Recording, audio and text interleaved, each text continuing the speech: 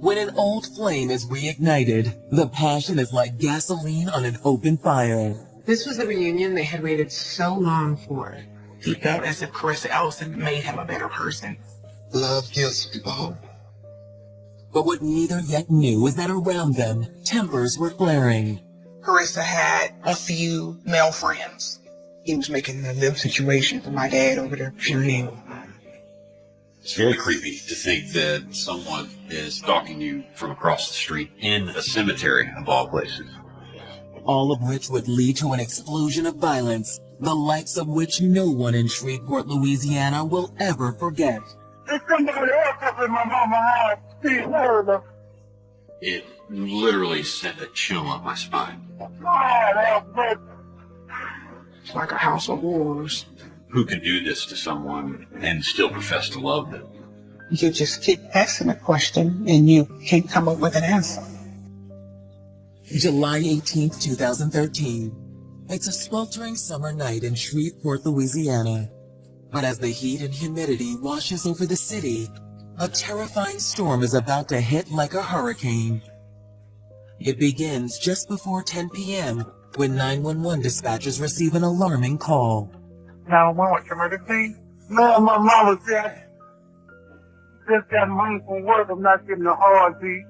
Oh my Lord, mama! The caller identifies himself as 54-year-old Kelvin Ellison, and the victim, his mother, 78-year-old Irene Ellison. You can hear him wailing on the recording, like crying and wailing as he tells the 911 operator what he sees. Is she bleeding?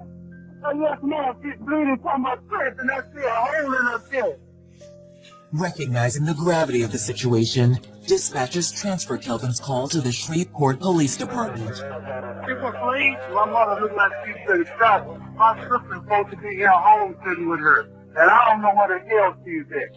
He's screaming and he gets angry because his sister, Carissa Ellison, was the person that was supposed to be home watching his mother. As first responders race to the scene, Kelvin continues his unsettling phone call with police. Let me turn my porch light on where y'all can see my address. Hey, ooh. Okay, sir, who's there with you? It's somebody else up in my mama's house. The 911 respondent did not know what was going on, and they kept asking, and he couldn't even talk. Oh, man. Oh, that bastard. That's crazy, man. Oh, that mercy. But what other evil discovery lurked inside the threshold of that home? And where was Irene's daughter, Carissa? It's just the first of many questions that will hold this city in its grasp. For when love turns to jealousy, the repercussions can be explosive. Nobody was prepared for that story. Like, nobody was expecting anything like that. For Carissa Marshall Ellison, life began in Shreveport, Louisiana on July 1st, 1972. Carissa lived in Moortown, which was primarily an African-American community. I watched Carissa grow from a little girl on up to adulthood. Carissa's hopes and dreams were to have a family and have a quiet life. That dream seemed to take hold for Carissa when she met the love of her life, Samuel Green. Carissa and Samuel fell in love and eventually had 2 beautiful children together. But after several years together, life's hardships drove a wedge in Carissa and Samuel's relationship. Despite still loving each other, Carissa and Samuel felt it best to go their separate ways. Carissa communicated to everyone the feelings that she had for the father of her children, and those remained even after years of not being together. She maintained a good relationship with her children's father, and they shared custody. Following her breakup with Samuel, Carissa and her 2 children spent most of their time with Carissa's mother Irene and her brother Kelvin. For Carissa, the additional family time together proved to be the perfect antidote for mending a broken heart. Carissa was a homebody. She didn't really do too much. She was very family-centered, really loved her mom and her kids. Carissa loved being a mom and always made sure her children had everything that they needed. Her kids went to live with the father during the summertime, and during the school years, lived with Carissa. Carissa Ellison also worked at Walmart here in Shreveport. People liked Carissa. She was fun-loving. right, well, let you go down. Okay, glad to see you. Chris, nice seeing you. Bye. Carissa was essentially a carbon copy of her mother, Irene. Irene was just a really sweet lady that would always be in her garden. Her and her daughter were really close. They were always around each other. What you need me to do over here? Get to work. All right, boss. Miss Irene is grandma to everybody. So it was not out of the norm for people to be at Miss Irene's home visiting her or Carissa. As for Carissa's personal life, the beautiful single mother attracted plenty of attention over the years. Still, it wasn't until one day in 2011 that 39-year-old Carissa truly met someone that captured her heart. Hi, I'm Brian. So you're Irene Ellison's daughter?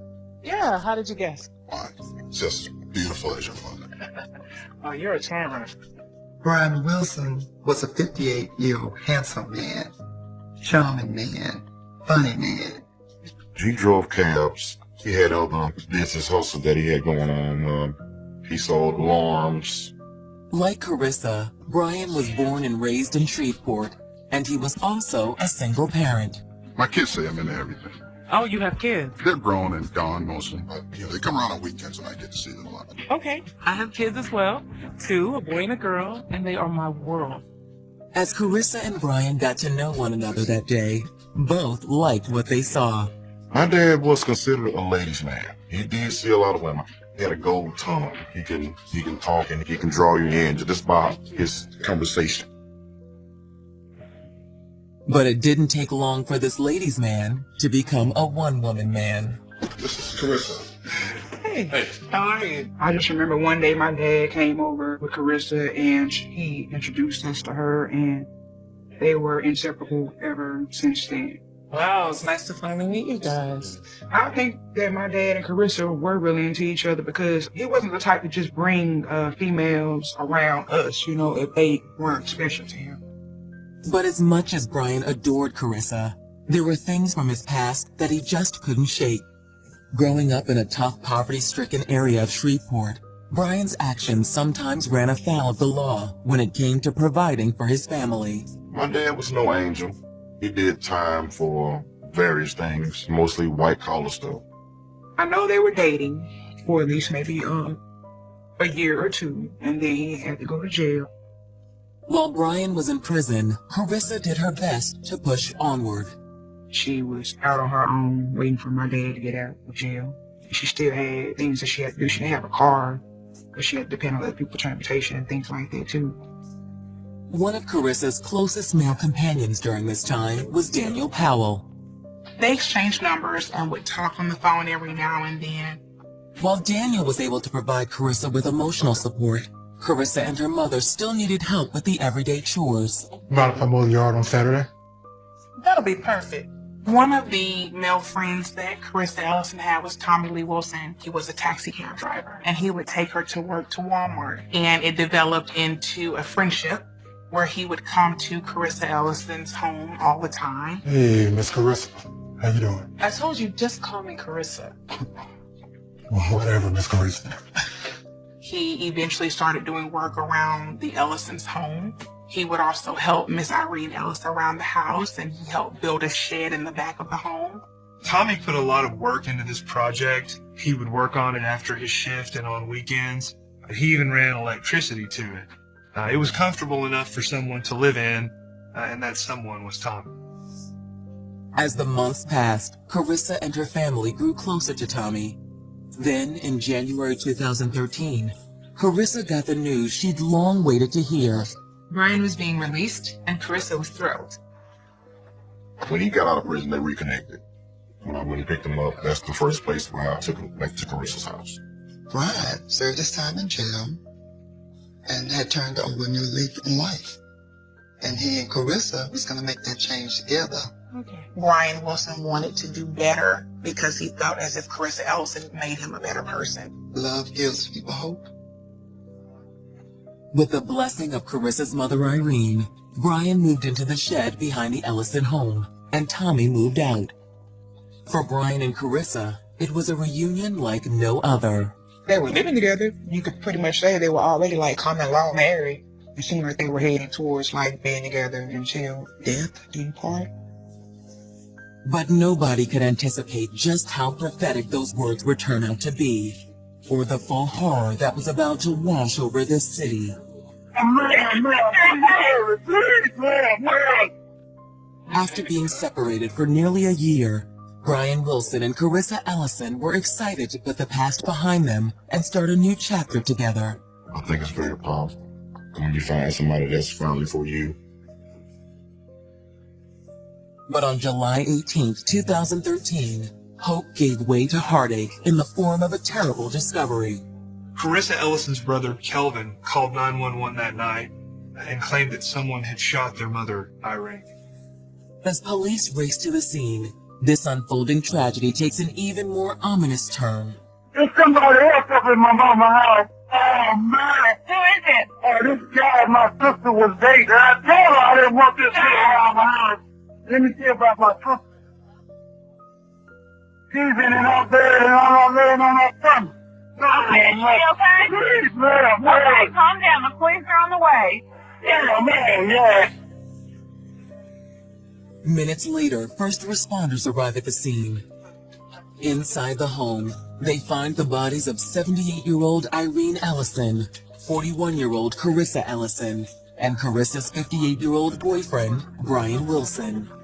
Die in such a tragic and horrifying way. Being a victim of violence, I can't imagine anything more shocking to anybody.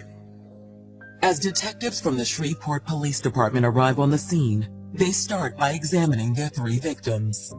Brian Wilson is laid back on the couch. You can see a hole in his chest and blood. Both Brian Wilson and Irene Ellison appear to have single gunshot wounds to the heart.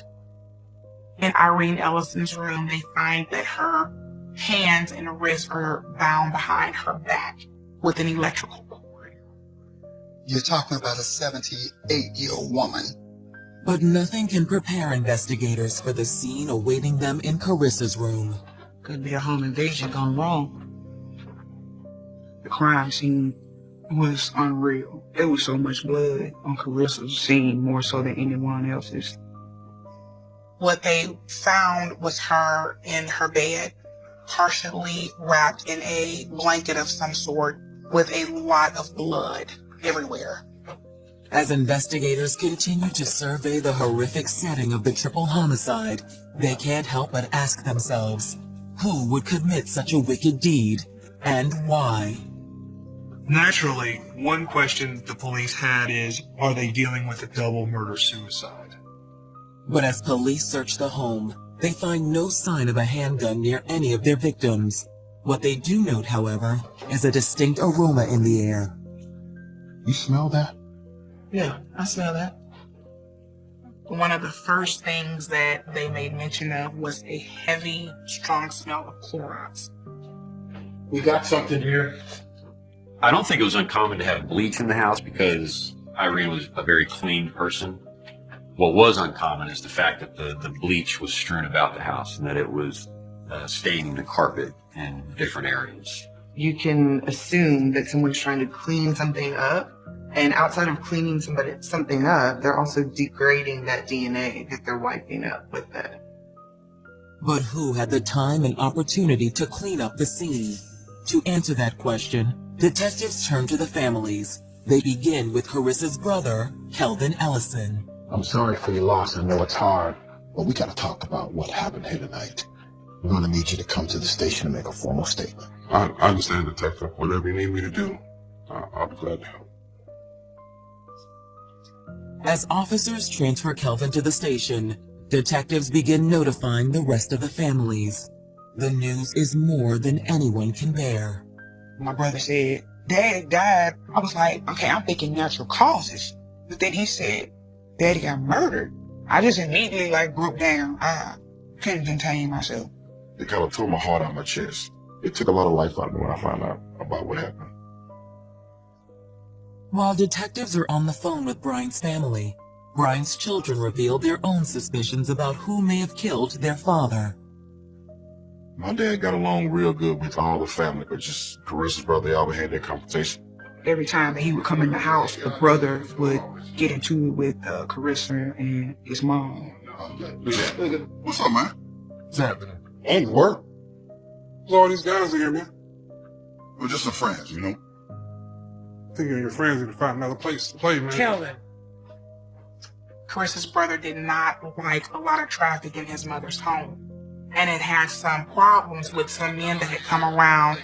He was making a living situation for my dad over there, Pure Hill. Carissa's brother felt like if his sister was going to entertain these men or be friends with them, they should do it somewhere else. Why does every time he in here, he act like this is his place? I don't like it, Chris. We thought maybe, okay, he just got fed up with my dad being there and Miss Irene, and Carissa sided with my dad, and that upset him, and it just made him go off or whatever. Well, that's what we were thinking at the time. Detectives begin to wonder, could Carissa's grieving brother really be involved in the triple homicide after all? The brother obviously had access to that home, so naturally they would look to him. As police prepare to sit down with Kelvin about the events of the night, no one knows if he will take them one step closer to the truth or deeper into the shadows. It just was like a scene out of a movie or something. In the midnight hours of July 18, 2013, detectives in Shreveport, Louisiana are trying to piece together the events surrounding the tragic deaths of 78-year-old Irene Ellison, her daughter, 41-year-old Carissa Ellison, and Carissa's boyfriend, 58-year-old Brian Wilson. In the aftermath of the slayings, investigators learned that Carissa's brother, Kelvin, had been fighting with his family over the fact that Brian Wilson was living with them. Carissa's brother was a possible suspect. Sometimes you have family members who can't get along. He was the one who placed the 911 call. So it was like they gave him time to commit the murder, come up with an alibi, act like he was unworried and everything. While police continue scouring the crime scene, investigators sit down with Kelvin. Look, we need you to walk us through your day. Can you do that? Yeah, sure. Carissa's brother tells the detectives, I woke up that day like a normal day. I went to work. I worked 2 jobs. It's very normal for me to go to my first job, come home, check on mama, make sure everything's okay. Kelvin tells investigators that he left his mother's house around 6 p.m. to go to his second job. Afterwards, a coworker agreed to drive him home. He's catching a ride with one of his coworkers, and he purchases beer and cigarettes at a convenience store. When he returned home, he discovered that normally the mother would have the porch light on. But on this particular day, the porch light was off. He also noticed that the side door that he goes through wasn't locked. It opened right up when he went in. So when he goes in, he's already suspicious of what's going on. That's when Kelvin says he discovered the unimaginable carnage. So you live in the home with the 3 victims, correct? Brian ain't living there. He just stayed there. Does anyone else live in their home? Yeah, Carissa kids staying there, but they currently with her father for the summer. Okay, I know it's been a hard night, but we're going to need to confirm some things. So can you give us the numbers of your coworkers and the name of your coworkers and the name of the convenience store you stopped by? Meanwhile, crime scene investigators make a discovery that gives everyone pause about Kelvin's story. During the investigation, they found drugs in Carissa's brother's room. Carissa's brother doesn't have a perfect history and had some problems with drugs. Many times when drugs are present, that causes people to act violently. Kelvin, you haven't been totally honest with us. We found the cocaine in the bedroom. Yeah, it's bad. Have you had any drugs today? No, nothing like that, man. I've been at work all day. Look, I told you all that. Look, you gotta understand, man, I would never hurt my mother or Carissa. Not one single hair. Look, I told y'all I was at work. Y'all don't believe me? Y'all can check with my coworkers. Heck, if you can even go to the convenience store and ask them, they'll confirm everything I'm telling you. And they'll tell you I'm telling the truth. At the convenience store, they were able to find surveillance footage and to actually see Carissa Ellison's brother in the store purchasing items, just as he stated, beer and cigarettes. Investigators spoke with co-workers of Carissa's brother. He worked an even job. So everything that he said was true, and his time was accounted for. People can be great actors, but that wasn't acting. I mean, it was very apparent to the officers, this person is devastated by what he has seen in this home. However, detectives can't help but wonder, could this triple homicide still be drug-related? This could have been a drug deal gone bad, where it just so happened that the 3 innocent bystanders in the house were slain because of some issue that maybe Carissa's brother may have had with other people that are involved in drugs. Do you owe any money to anyone for drugs? Or maybe you ripped off someone that makes it revenge. No, nothing like that. Why are you asking me all these questions, man? Look, all this is because of Brian, not me. Police looked at Brian Wilson himself as someone who might have brought in an unsavory element to an otherwise peaceful home. Brian, he was incarcerated. He'd been released. What happened while he was in jail? What happened with his lifestyle? Could have been someone there trying to get a vendetta against Brian.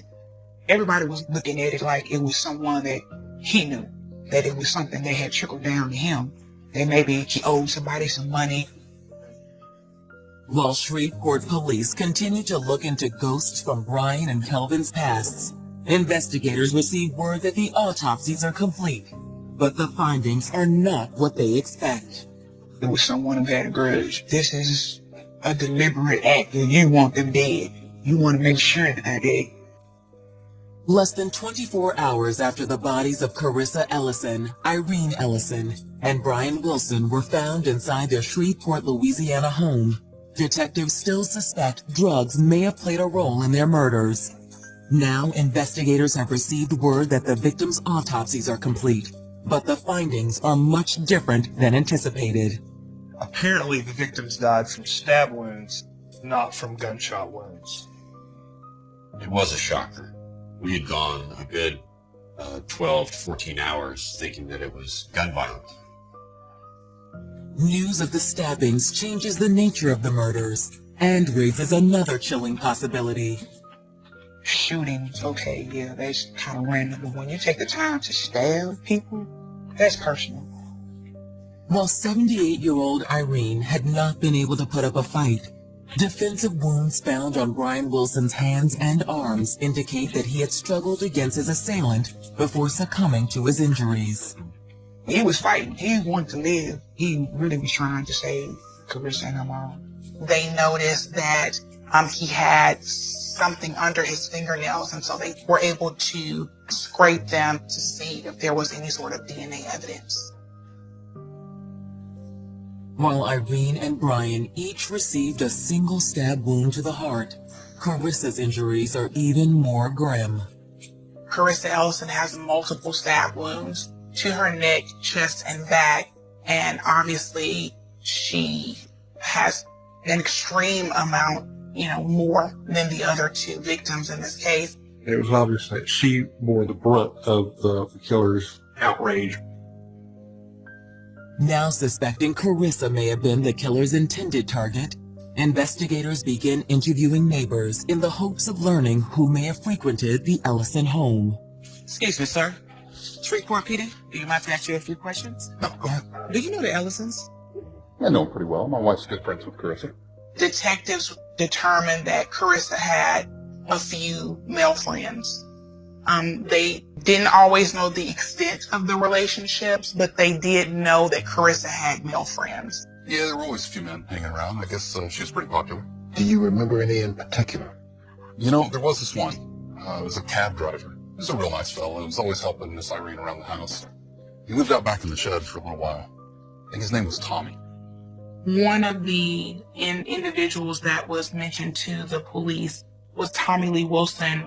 When was the last time you saw Tommy? Well, maybe a few weeks back. The news that Tommy Lee Wilson had allegedly visited the Ellison home within the past few weeks piques detectives' interest. On July 22nd, detectives sit down with the 57-year-old cab driver for an interview. We'd like to speak with you regarding Carissa Ellison. Yeah, I read about it in the paper. It really broke my heart in two. We hear you were close to Carissa and her family. Sure. I lived in the back of their house for a while. That was until Carissa's man got out of prison. Tommy Lee Wilson told detectives that he had never had any interaction with Brian Wilson and that some time had passed since he had even been to Miss Irene's home. Where were you on the night of July 18th? Yeah, my brother's been sick. He's been in the hospital. I was there with him by his side from July 15th through July 19th. But I want to help y'all out. Tommy tells detectives that Carissa had been seeing another man behind Brian's back while he was incarcerated. And that man's name was Daniel Powell. Carissa told me that Daniel was real jealous of her relationship with Brian, especially after they hooked back up. He was insinuating that, this other boyfriend that she's had, you need to look at him. He possibly, could be the person that killed her because he's jealous. Tommy's statement to detectives raises a red flag. Could Daniel Powell be the man they're looking for? After collecting samples of Tommy's DNA, detectives track down Daniel and bring him in for an interview. We need to speak with you about your relationship with Carissa Ellison. We should talk on the phone every now and then, but, it's been a while since I've seen her. Where were you on the night of July 18th? I was at work. Daniel provides police with his co-workers' names and numbers. And like Tommy Lee Wilson, he also agrees to submit a DNA sample. At this point, Daniel is certainly a person of interest, but they have nothing to hold him on, so they have to let him go. Investigators have to wonder, have they just cut loose an innocent man or a cold-blooded killer? As they're about to find out, desire and passion sometimes make strange bedfellows. That was no ordinary shed. That was a place for intimate secrets. Detectives investigating the triple homicide of Carissa Ellison, Irene Ellison, and Brian Wilson in Shreveport, Louisiana, are only certain of one thing. 41-year-old Carissa Ellison was the killer's key target. Killer obviously had a particularly strong hatred toward Carissa. So far, detectives have interviewed Tommy Lee Wilson, a family friend of Carissa and her mother, as well as a man Tommy claims had a relationship with Carissa, Daniel Powell. While both men have professed their innocence, a new piece of evidence is about to surface that could provide a crucial clue to the killer's identity. During the crime scene investigation, they recovered a bloody produce bag from the trash can. The plastic produce bag appeared to have a palm print on it. It's not just a palm print on this bag. This is a palm print in Carissa's blood. Carissa would have had to have been killed, and she would have had to have bled, and he would have had to put his hand on her blood to touch that bag. While investigators wait for a possible match on the palm print, they continue canvassing the Ellisons' neighborhood in the hopes of learning new information. It's a move that soon pays dividends. Hey, Miss Sir, how you doing? Fine, how are you? You mind if we ask you a few questions? No, I don't mind at all. Thank you very much. Do you know the Ellisons across the street? I know the Ellisons. Have you seen anything strange or anything unusual going on over there lately? Actually, I had seen a man sitting in a car and looking at the Ellison's house. How long has that been going on? It's been going on about a few weeks now. It's very creepy to think that someone is stalking you from across the street in a cemetery, of all places. But just who was this mystery man seen spying on Carissa and her family? As detectives dive into this question, they receive a surprise visit at the police station. Hi, I'm Gwendolyn Myers. I need to speak with the detectives regarding the Ellison murders. Come on in, have a seat. Thank you. She was a good friend of Carissa's, and she knew of a confrontation between Carissa's brother and an ex-boyfriend that she thought would be relevant to the investigation. Would this ex-boyfriend be Daniel Powell? I don't know. This was Tommy Lee Wilson. The very man that purported to be a close friend of the Ellisons had in fact had a relationship with Carissa. She knew that Tommy and Carissa dated, and she would see Tommy bringing her to and from work. According to Gwendolyn, the relationship began when Carissa's boyfriend, Brian, was doing his one-year stint in prison.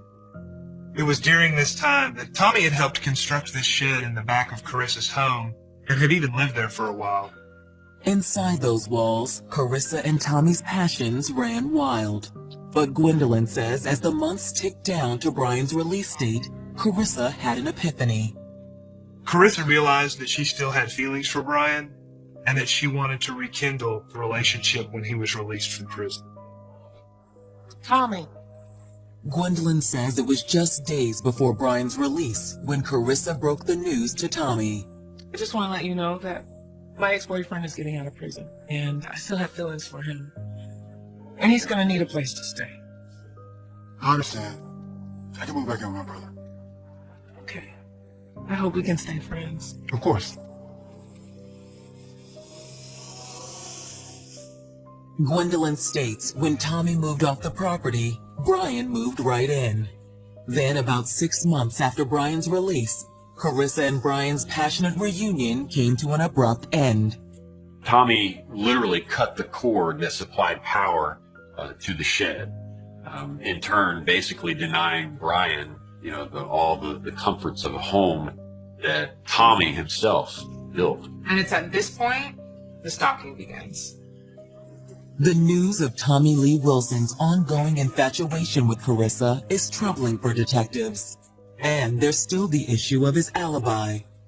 Police had questioned Tommy on his whereabouts. He claims that he was visiting his brother in the hospital. The detectives actually spoke with Tommy Lee Wilson's brother and asked him about the time frame that all of this took place, as well as Tommy Lee Wilson's whereabouts. Detectives determined that he was there, he left, and didn't return until after 9:30.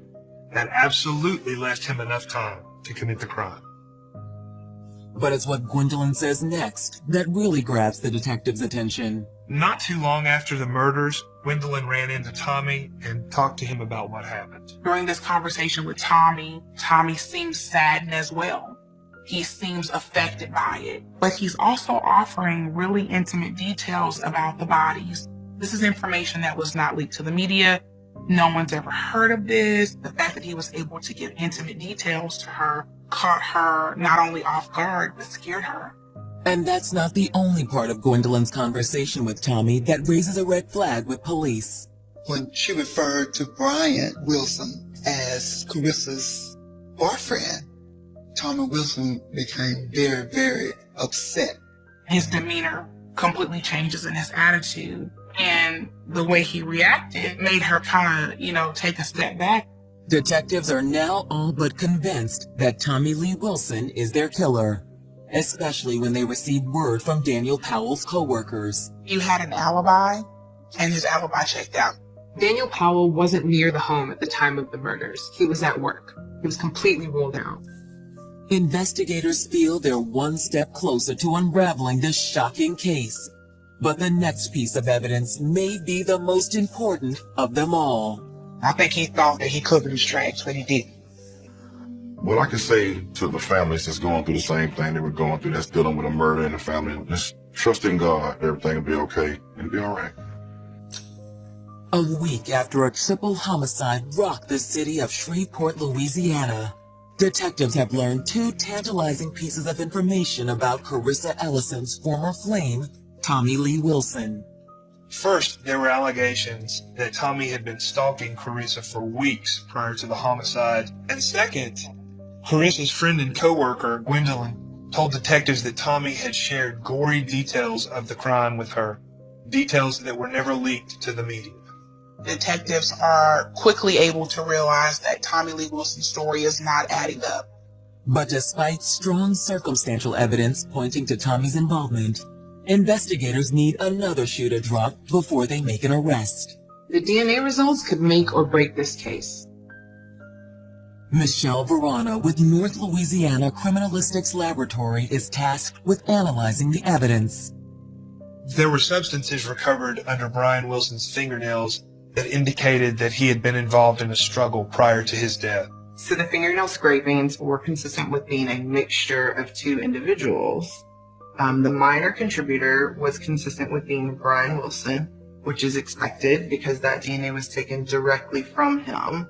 The major contributor in the mixture was consistent with the profile of Tommy Wilson. As for the bloody palm print found in the Ellison's trash, testing also links it to one individual. In this instance, Tommy Wilson touched the liquid blood and left his print behind. Armed with the new evidence, investigators move swiftly. Tommy Lee Wilson was arrested on July 26, 2013 for 3 counts of first-degree murder. We were relieved, that he was off the streets because everybody was in shock. I think that allowed everybody in the Moortown neighborhood to be able to sleep better at night, knowing this man was off the street. It was a sign of relief. We didn't have to watch over our shoulder anymore now that they had to kill him. On July 7th, 2015, almost 2 years after the bloody triple murder, Tommy Lee Wilson's trial gets underway.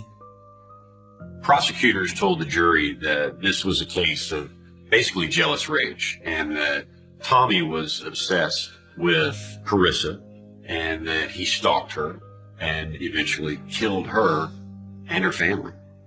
Tommy Wilson was feeling displaced because, here you are, you're the guy that Carissa's dating, and then when my dad comes back on the scene, you're out the picture. He probably saw Brian as a replacement for him. He's literally living in the shed that he built, that Tommy built. Lead prosecutor Gia Prudhomme puts forth her theory of events. Tommy Lee Wilson had been watching Carissa. He's familiar with the family. He knows their comings and goings. He knows when Carissa's brother goes to work. He watched and waited until he felt like people were getting into bed. He entered the home, and I believe that he found Carissa and Brian in the living area. At that point, prosecutors believe Tommy went to attack Brian and they got into a scuffle. Carissa runs out of fear and Tommy ultimately stabs Brian.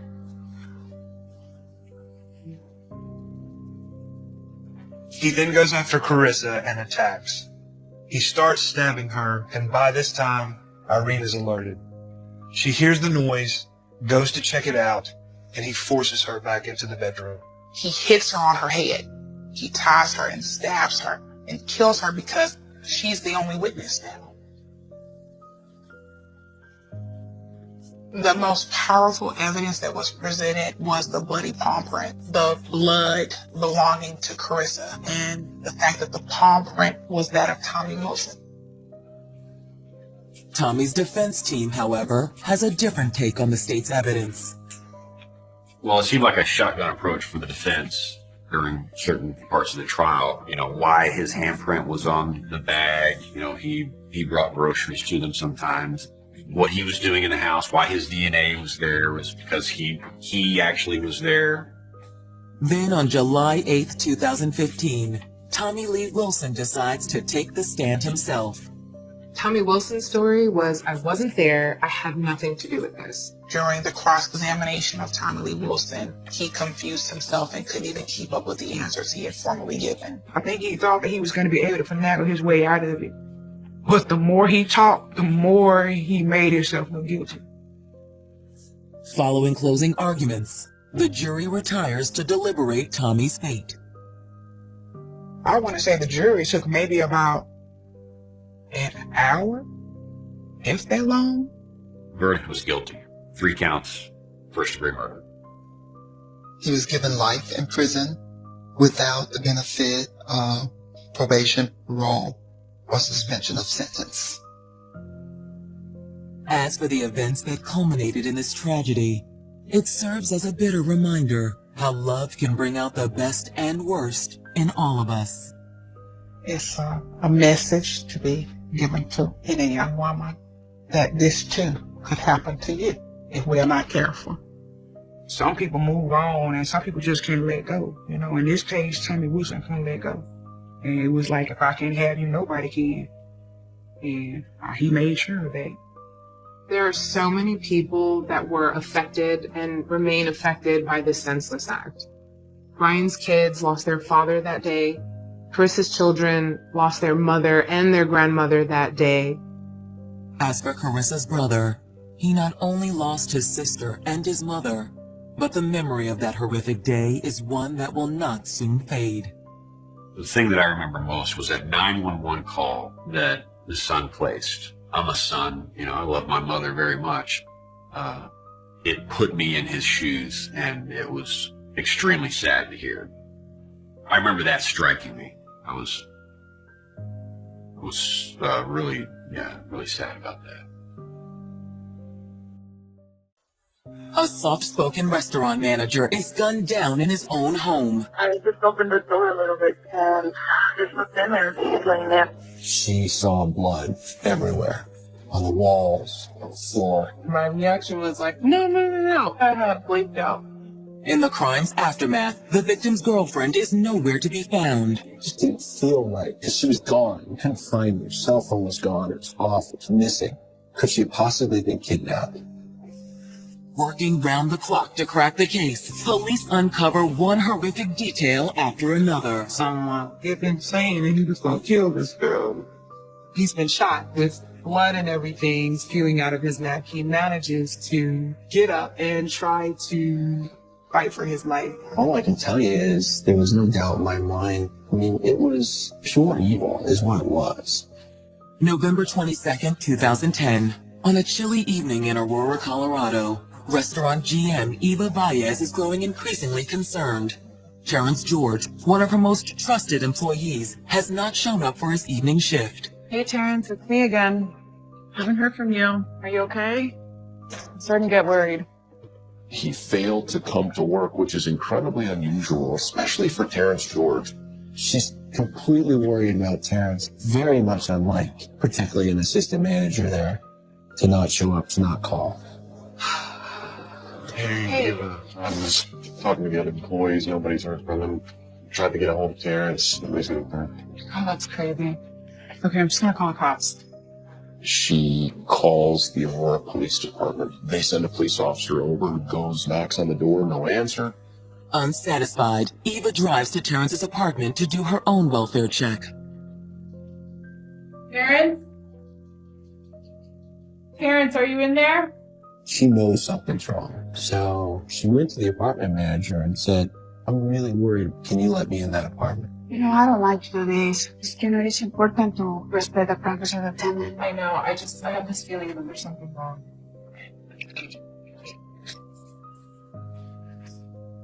Terrence? Hello? Oh my gosh.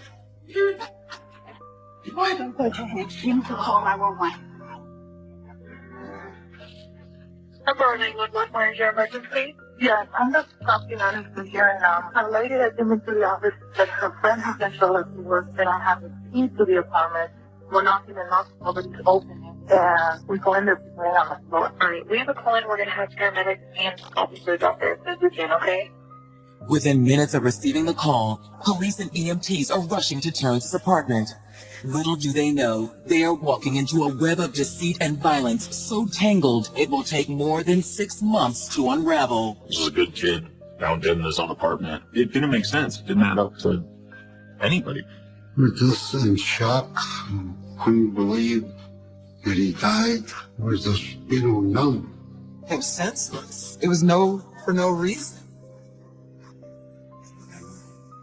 Terrence George was born in 1988 and raised on a Navajo reservation outside Flagstaff, Arizona. Terrence grew up just like a typical little boy does, always exploring. He loved animals.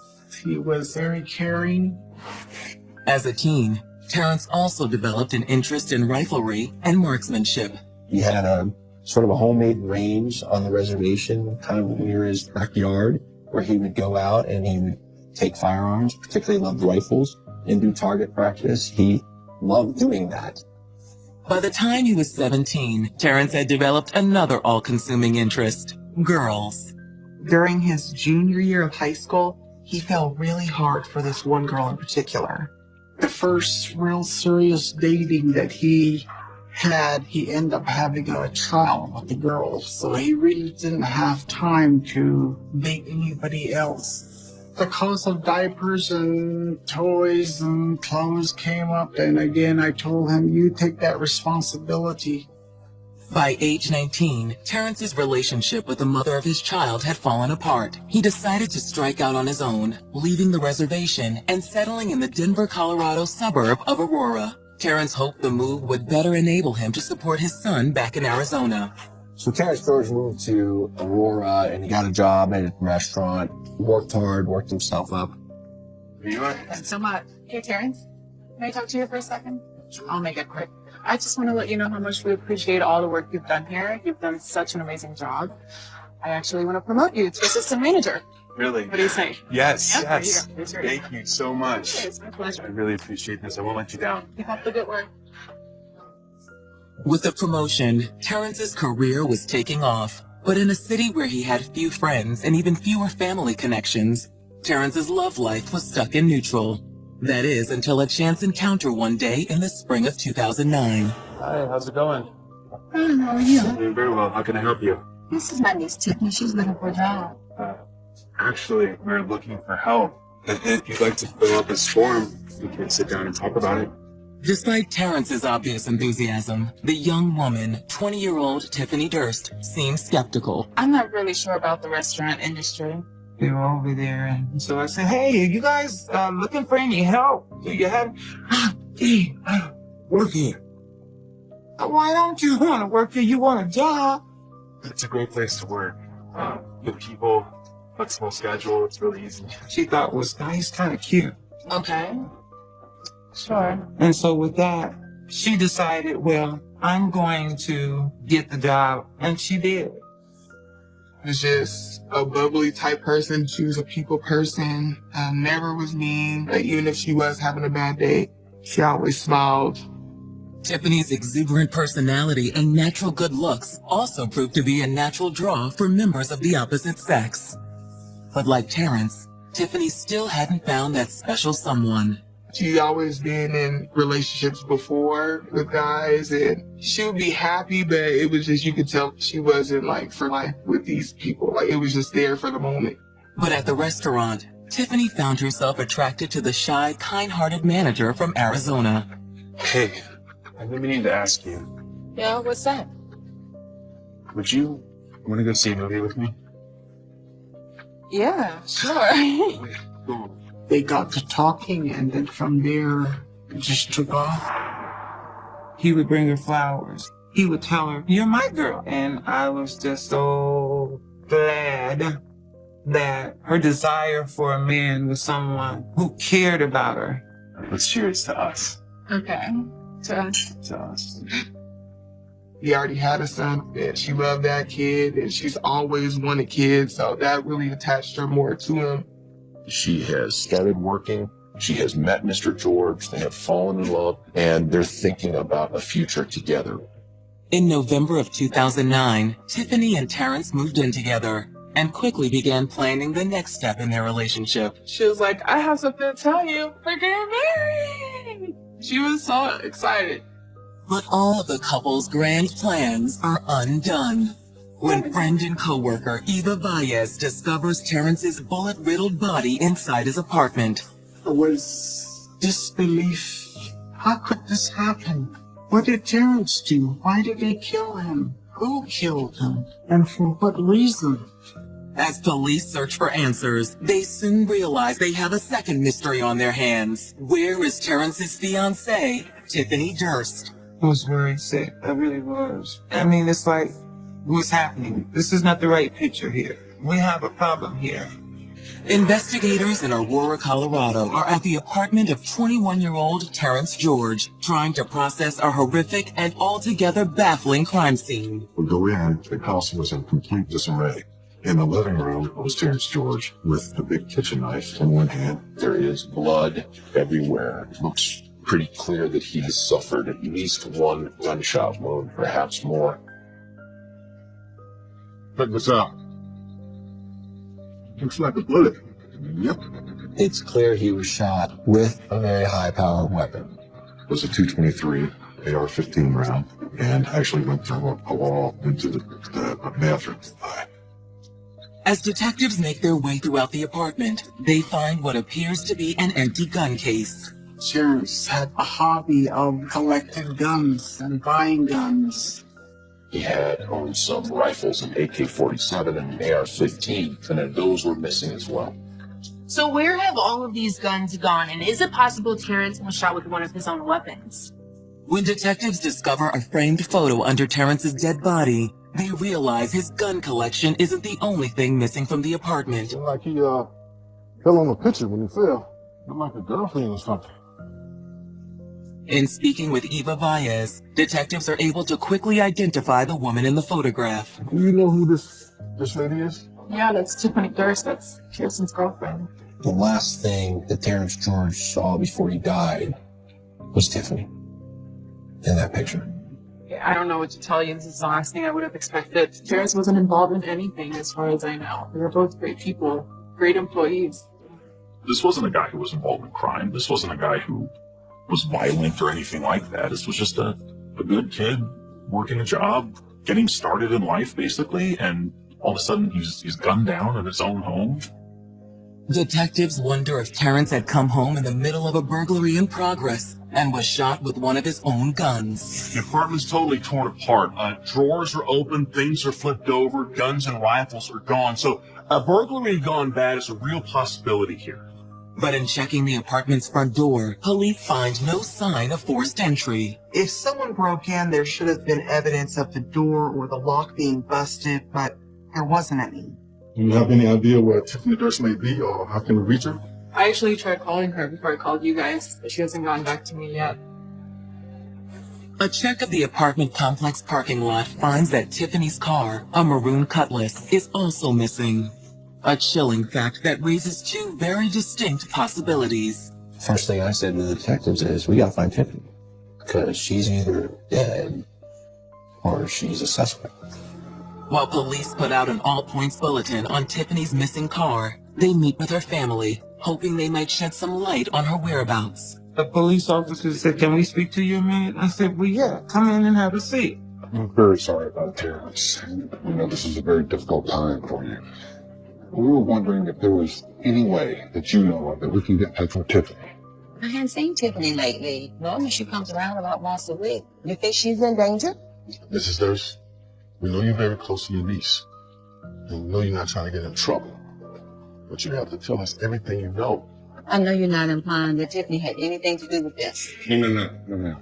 They thought I was hiding her. I had told them when they came that I would do anything in my power. That's my baby. To get her, to find her, whatever. And if she did do something, I'll be there for her. I knew that she didn't do it. I knew she wasn't that crazy to snap on him like that, especially how happy they were at him. I just didn't see that happening.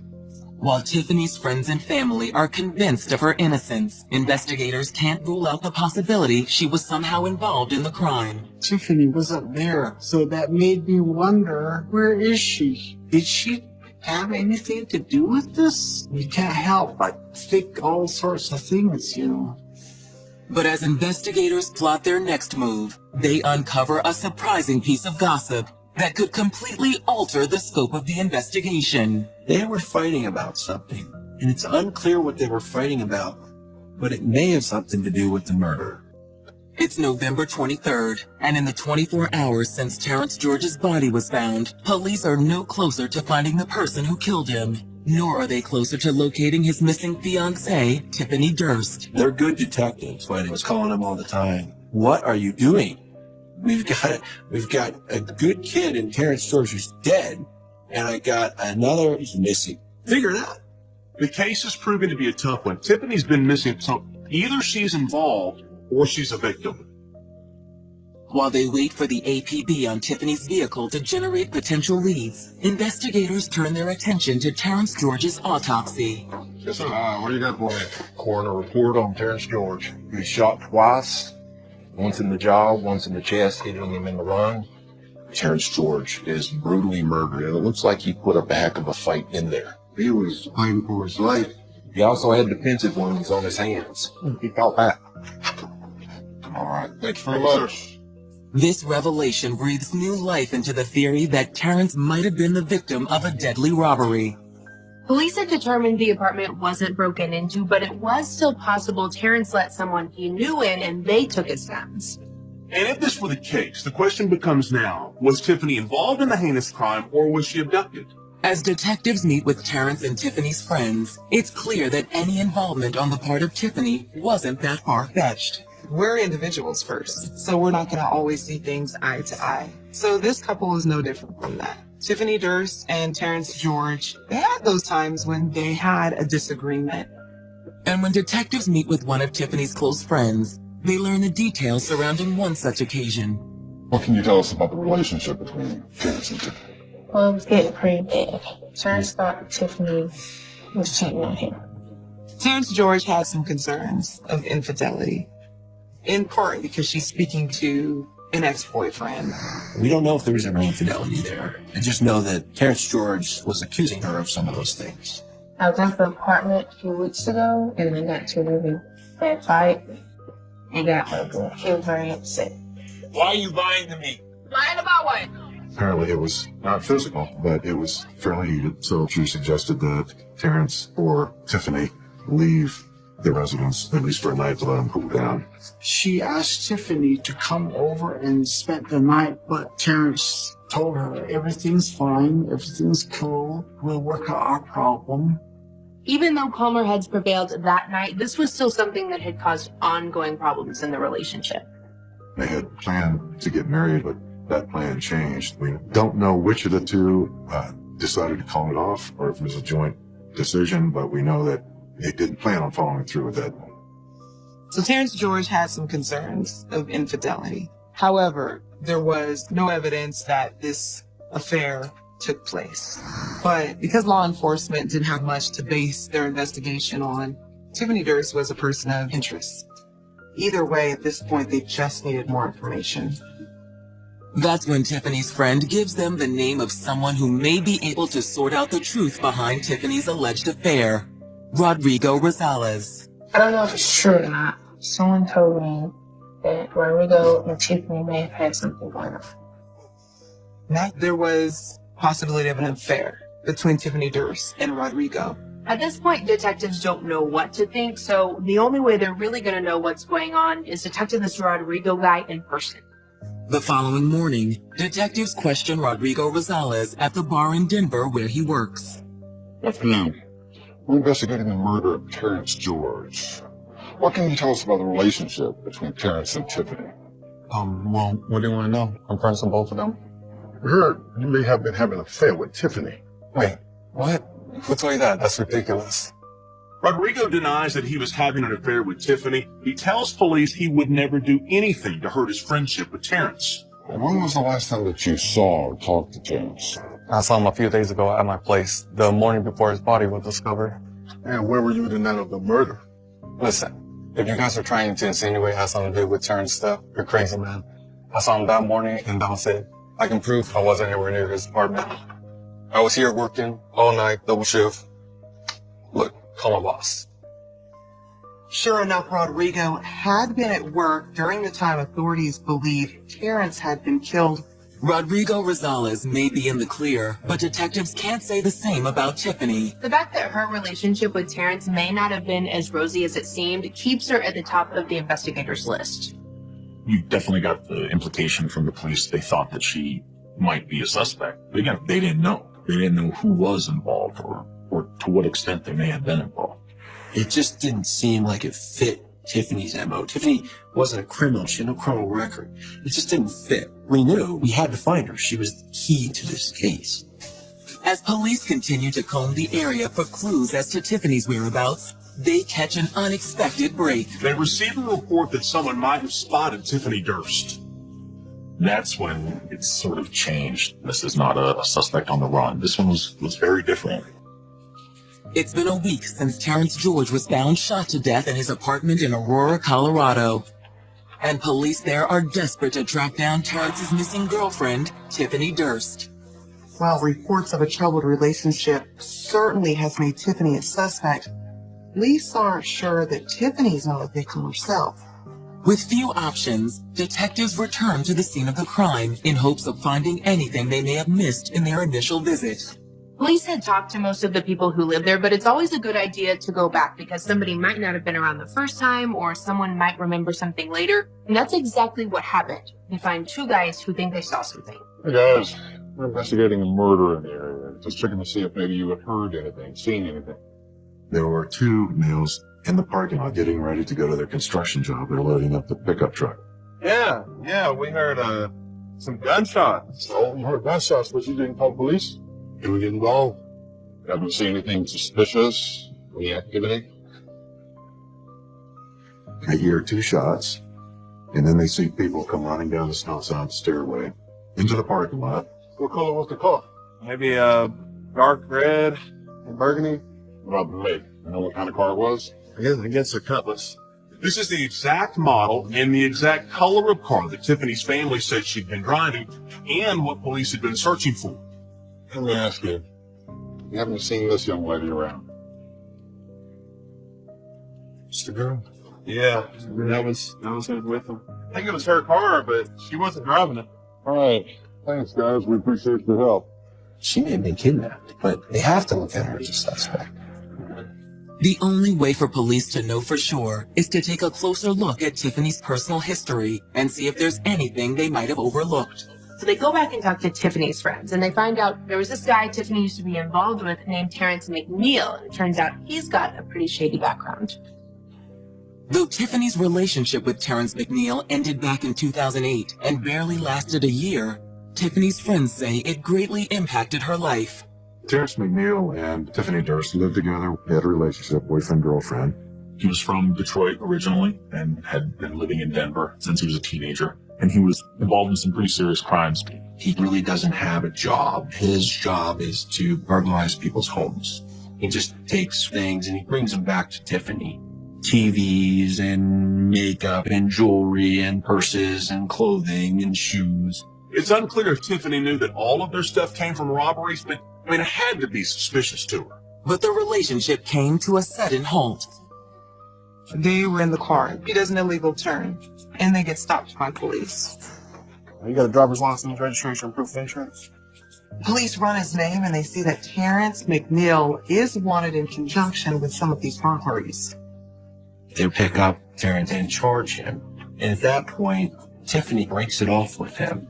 He's found guilty, he's sent to prison, and that should have been the end of it, but it wasn't. Once he served his 2 years in jail, he got back in touch with her. When he came back down to the Aurora, Denver area, he was looking to hook up with his ex-girlfriend. But detectives learned that Terrence McNeil may have had a completely different motive for reconnecting with Tiffany. He was convinced that the reason that he got caught for those burglaries was because Tiffany had cooperated with police. He said that she snitched on him. But she didn't snitch on him. Actually, the police never even talked to her. So while he's serving his sentence and supposed to be rehabilitated to go back onto our streets, instead he was harboring hatred for the person he thought in some way had turned on him. Now, the question for police is, how deep did the hatred go? Did Terrence McNeil do something to Tiffany? Or did they reconcile and plan to get rid of the other Terrence in her life, that being Terrence George, so that they could get back together? Working with Terrence McNeil's parole officer, investigators are able to track him down and bring him in for questioning. In early December, they interviewed Terrence McNeil. He admitted having seen Tiffany Durst 4 times between that interview and when he was released from jail in October. The last time I saw her, I want to say it was Thursday. Either Thursday or Friday. And this is 2 or 3 weeks ago, dude. 2 or 3 weeks ago. He tells police he had no idea about the crime that occurred, but that he and Tiffany had patched things up. Terrence McNeil does admit trying to contact Tiffany near the time of her disappearance, but had no luck. Like I tried to call her, then tried a couple more days after that, every time I went to voicemail. It just goes to voicemail. He denies knowing anything about her disappearance or the murder of Terrence George, and he also claims that there was no romantic connection between Tiffany and himself at that time. Did you want to get hooked up with her again? We could be friends. You know, some cool people. She's real cool as a friend. You understand? That's just how the relationship was going to go. Given the lack of any other information that ties him to this at that point, the police move on looking for a lead that will help point them in the direction of where's Tiffany and who killed Terrence George. As days turn into weeks, police are no closer to breaking the case. But just when it seems all hope is lost, detectives uncover a new lead, an anonymous tip that could revive an investigation that appears to be on life support. So someone had been bragging about being a part of a murder. Somebody named Shorty. They were hitting kind of dead end after dead end, and these 2 girls kind of came out of nowhere. Yeah, it was like bloody, girl. I'm like, oh my gosh. I don't know why it is, but when young ladies get to be a certain age, they have this tendency, for whatever reason, to have these crushes on the bad guy, the bad boys. It's a turn on. And that's what Terrence McNeil was, a bad boy. And I guess that desire hit Tiffany. It's been 6 weeks since the murder investigation of Terrence George began. In that time, police in Aurora, Colorado have discovered that his fiancée, Tiffany Durst, has been reunited with her former flame, convicted felon, Terrence McNeil. McNeil claims there was nothing romantic going on between him and Tiffany. Of course, he doesn't deny trying to make something happen. But given the fact Terrence McNeil wrongly believes Tiffany worked with police to put him behind bars, investigators wonder if McNeil may have targeted Tiffany for revenge, along with her new fiancé, Terrence George. It's a suspicion that only increases on January 4th, 2011, when police find Tiffany's car abandoned in a nearby neighborhood. While the vehicle itself offers no forensic information as to anyone committing a murder, it does raise a serious question. If things were so rosy between McNeil and Tiffany, why would Tiffany just abandon her car and disappear? The answer comes further into focus days later, when a close friend of Tiffany's named Dorothea Childs comes forward with a game-changing tip. I called the Aurora Police Department and told them I wanted to report some information about a crime on the Tiffany Durst case. And they came and we talked about everything that I knew. Dorothea tells police that her friend, Lester Miller, supposedly knows someone that may be connected to the crime. He was having relations with this girl. I guess she felt like real comfortable around him and she really needed to open up and tell somebody. And she told him they killed the girl. On February 14th, 2011, police bring Lester Miller in for questioning. He starts talking about this girl, Shorty. He didn't even know her real name. But he does know that she was talking openly about how Tiffany was murdered. I couldn't believe she was really telling me what she told me. She told me some guy named Little Black. And he killed this girl. He killed this chick. Apparently, the girl did something to make him go to jail or something like that. And he threatened that he was going to do something to her. And nobody believed it. But I guess he really did, according to her. Police hear this, and of course they're thinking this sounds just like Tiffany's old boyfriend, Terrence McNeil. Investigators comb through a database of known criminal aliases, but find nothing connecting Terrence McNeil to the street name Little Black. However, they do learn that in the days since their initial conversation with Terrence, he's managed to land himself back behind bars. Terrence McNeil had been arrested on an unrelated charge, and he's housed, conveniently, at the Arapahoe County Jail. He approached an inmate and he offered to sell him 2 guns. And all the informants are calling this guy Little Black. Investigators believe that the guns Terrence McNeil is trying to sell might be the same ones stolen from Terrence George and Tiffany Durst's apartment. To try and nail McNeil, police put a wire on an undercover cop and sent him into the jail to have him try and purchase a gun from McNeil. Are you McNeil? Vince. I'm looking for somebody who might be looking for something off of. They dress him up like an inmate and put him down there with the inmates and try to engage Terrence McNeil in a conversation about buying those exact weapons. Some friends on the outside need a little help, so something little popped up. Got an AR-15 I'm trying to unload.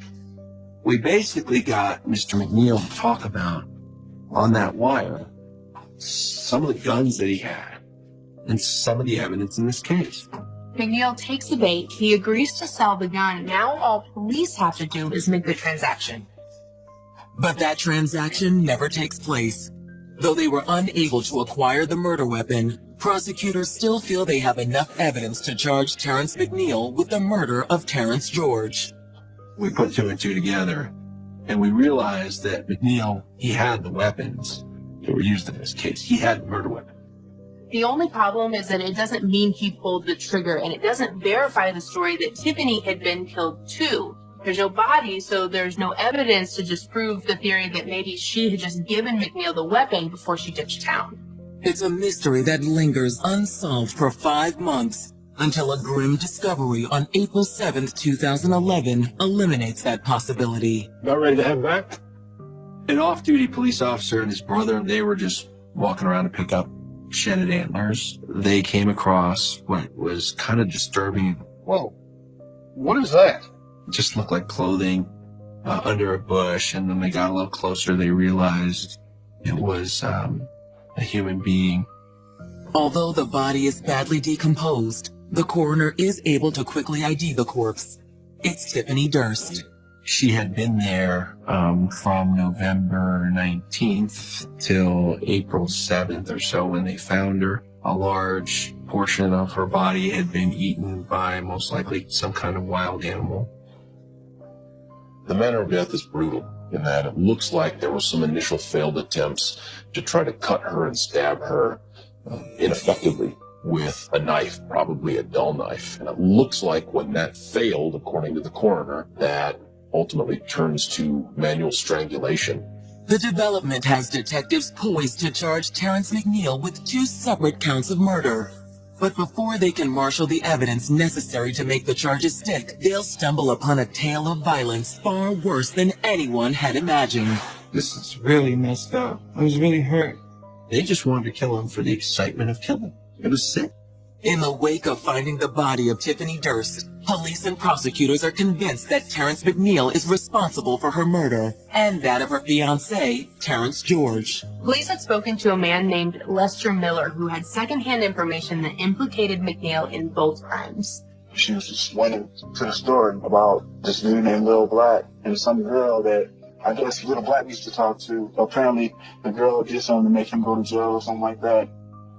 According to Lester Miller's statement, the individual who clued him into Terrence McNeil's involvement in the murders is a woman who goes by the street name Shorty. The problem is this is hearsay and won't go far in a court of law. Confessions have to be made directly to authorities and not through a third party. To build a rock-solid case, detectives will need to track down and speak directly to the woman known only as Shorty. Fortunately, when police started working with Lester, they had him look back through all of his Facebook messages, and they realized that she had messaged him. Her real name was Janelle Harris. On April 9th, 2011, investigators bring Janelle Harris, aka Shorty, in for questioning. She denies any knowledge of the crime. Glad he mentioned it, and he was like, did you hear about that story about Tiffany? I'm like, yeah, it's on the news. And the detectives are like, yeah, but we didn't put this out on the news yet. So that was kind of a red flag. And then at that point, she kind of realized, okay, they've got me. It didn't take long for her to break down in tears and confess. She got caught up in a situation she was afraid she couldn't get out of. Janelle describes for police how on the night of November 19th, 2010, she and a friend, Tiara Holmes, became involved in a robbery orchestrated by Terrence McNeil. She said they had just met Terrence McNeil just hours before, and they talked to them about doing a robbery. Like, I know she got 50 G's from this lick that she hit, which I guess, lick is like burglarized. Burglary or whatever. So I'm about to set something up real quick. I'm about to get her. McNeil offers them to split up the cash if they help ambush the man's girlfriend outside of the apartment that the couple shared. But in reality, Terrence didn't have cash like that.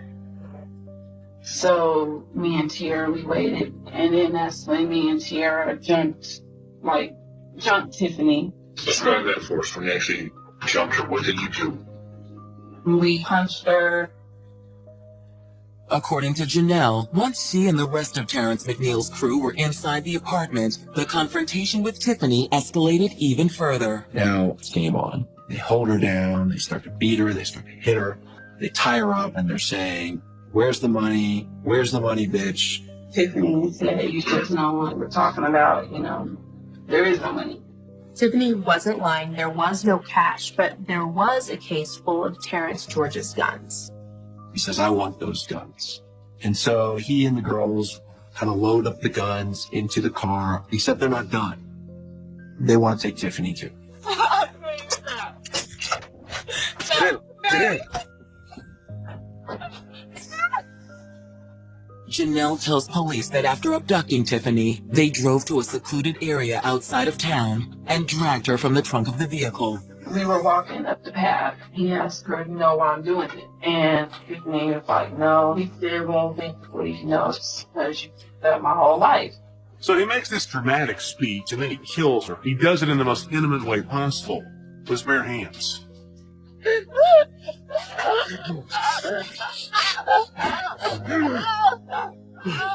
After a while, she stops breathing again. He's like, well, help me drag her over there. I'm like, I'm not touching her. And he pulls out his knife and he's like, well, either you're going to help or you can join her. Fearful for her own life, Janelle helped hide Tiffany's body. At this point, she hoped Terrence's crime spree was over, but apparently Tiffany's murder was just a warm-up act. So what do we do now? Let's go back to the apartment with the guns. Let's wait for Terrence George to come home. And let's kill him. At approximately 5:30 a.m., Terrence George returned home, unaware of the evil waiting for him inside. He came in and I just shut the door behind him. And then that's when he sees Black over here.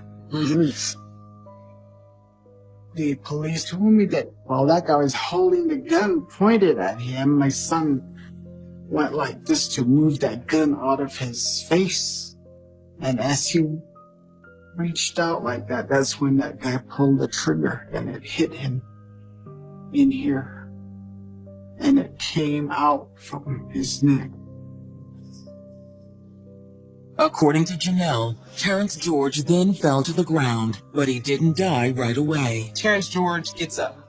Although he's been shot, he some kind of way manages, with blood and everything spewing out of his neck, he manages to get up and try to fight for his life. All of a sudden, he has Tiara, like, holding her, like, like from the back. Janelle claims at that point, Terrence George tried to flee the scene by using Tiara as a human shield. But Terrence McNeil had no plans to let his next victim leave the apartment alive. Black shoots him again. After he shot him the second time, then that's when we left. It's a shocking account of unspeakable violence. But is it the truth? The following morning, police track down the crime's third participant, Tiara Holmes, and bring her into custody. It didn't take long for her to break down and confess and show remorse. But once we got the confessions from Janelle Harris and Tiara Holmes, we then filed charges. McNeil's still in jail on the unrelated burglary, so he never was released at all. In an effort to boost their case against Terrence McNeil, prosecutors offered Janelle and Tiara lighter sentences in exchange for their cooperation. Tiara is offered a deal. She takes it for 35 years. Janelle is offered a deal for 50 years. She scoffs at it. She decides she's going to go to trial. She took her chances and she went to trial. And she ended up with 2 life sentences. There will be no plea deal offered to Terrence McNeil. Instead, in August of 2012, the case heads to trial. Our theory was that he planned from the beginning to kill her. He felt like she was the one who caused him to be in jail.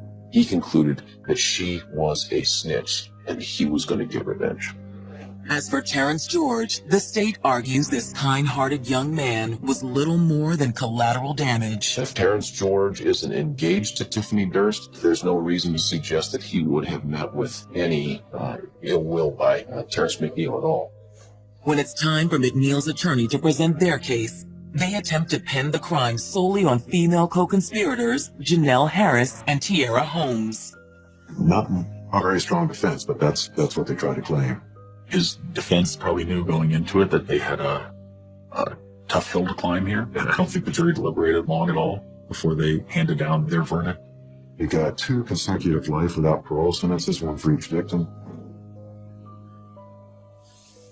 For the family and friends of both Tiffany Durst and Terrence George, the verdict is a small but ultimately satisfying victory. They're there for life.